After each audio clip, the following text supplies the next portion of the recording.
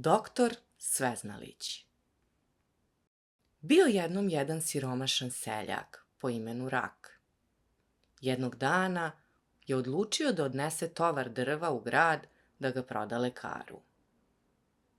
Doktor je upravo ručao, a seljak je, kad je primao novac, video doktora kako lepo jede i pije.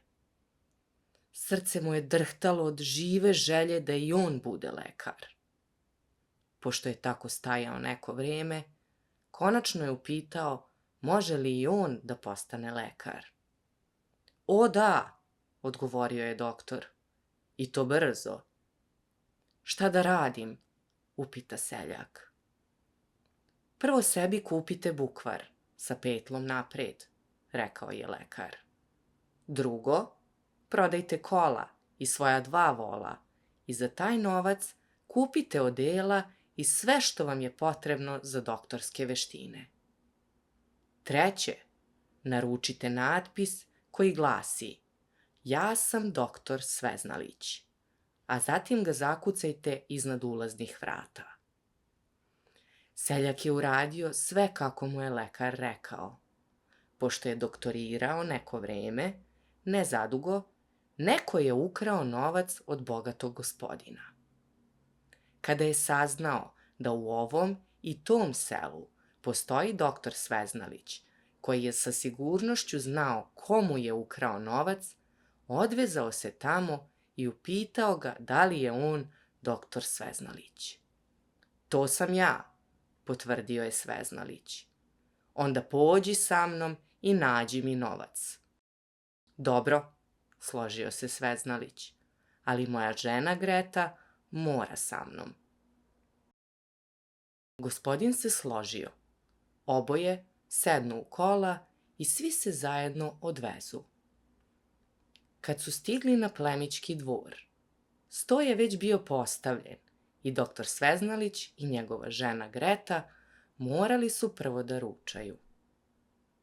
Kada je prvi sluga došao sa činijom punom ukusne hrane, seljak je gurnuo svoju ženu i prošaputao.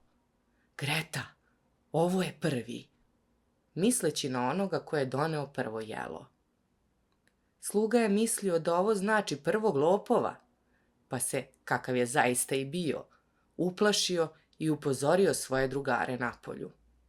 Doktor sve zna, bit ćemo kažnjeni, rekao je da sam prvi. Drugi sluga nije smeo da uđe, ali je morao. Pa kad je došao sa svojom činijom, seljak je gurnuo svoju ženu. Greta, ovo je drugi.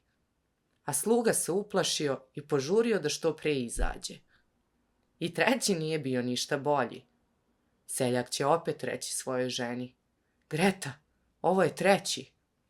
Četvrti sluga je doneo pokrivenu činiju i gospodin mu je, da testira lekara, rekao da pokaže svoju veštinu i rekao šta se nalazi u činiji, a u činiji su bili rakovi. Seljak je pažljivo pogledao činiju, ali nije znao šta da kaže, pa je promrmljao. Ah, jadni sam rak. Kad je gospodin ovo čuo, uzviknuo je. Pa on zna, pa će sigurno znati kom je ukrao novac. Sluga se uplašio i namignuo doktoru da izađe na trenutak. Kad je izašao, sva četvorica su priznala da su ukrali novac i takođe su izjavili da će mu dati taj isti novac, pa čak i lepu nagradu, ako ih on ne oda, jer bi u suprotnom bili kažnjeni. Takođe mu pokazuju gde je novac sakriven. Doktoru je to bilo dovoljno. Ušao je, seo za sto i rekao. Gospodine, vreme je da potražim u svojoj knjizi gde se nalazi novac. Do tada se peti sluga uvukao u peć da čuje zna li doktor još po nešto. Ovaj je listao svoj bukvar tražeći petla, pa pošto ga nije mogao odmah pronaći, ljutito je rekao. Mora da bude unutra, izađi.